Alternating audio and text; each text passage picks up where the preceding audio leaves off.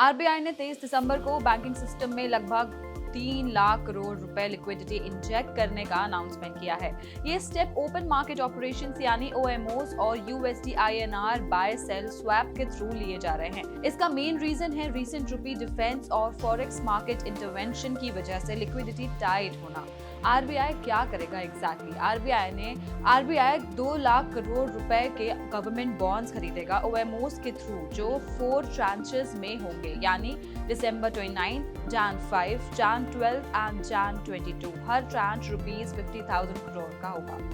साथ ही $10 बिलियन का three year USD INR buy sell swap Jan 13 को कंडक्ट किया जाएगा। इस पूरे एक्सरसाइज से बैंक्स के पास कैश पोजीशन बेटर होगी। लेकिन अब जानेंगे कि लिक्विडिटी इशू क्यों हुआ। अभी बैंकिंग सिस्टम्स में 55,000 करोड़ रुपीस के आसपास लिक्विडिटी डेफिसिट चल रहा है। लास्ट वीक आरबीआई ने रुपी को डॉलर के अगेंस्ट गिरने से बचाने के लिए अग्रेसिव डॉलर सेलिंग की थी। रुपी 91 पर डॉलर से स्ट्रॉन्ग होकर 89 पर डॉलर तक आ गया, पर इसका साइड इफेक्ट ये हुआ कि सिस्टम से रुपी लिक्विडिटी निकल गई। इसके ऊपर से एडवांस टैक्स आउटफ्लो और फेस्टिव सीजन करेंसी डिमांड ने भी लिक्विडिटी पर प्रेशर डाला। मार्केट को ये एक्सपेक्टेड था। मनी मार्केट पार्टिसिपेंट्स का कहना है कि आरबीआई से कम 2 लाख करोड़ रुपए इंजेक्शन की एक्सपेक्टेशन पहले से थी। आरबीआई ने उसे ज्यादा करके ऑलमोस्ट 3 लाख करोड़ रुपीस का सपोर्ट दे दिया, जो फॉरेक्स इंटरवेंशन के इम्पैक्ट को बैलेंस करेगा।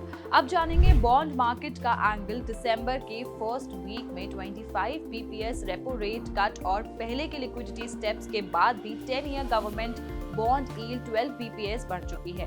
एक्सपर्ट्स का मानना है ओएमओस अगर ज्यादा लिक्विड बॉन्ड्स में होते हैं तो पार्टिसिपेशन बेटर होती है। लिक्विड बॉन्ड्स में ओएमओस से एक्चुअल इम्पैक्ट कम हो जाता है। आपको बता दें ये स्टेप टाइमली और साइजेबल है।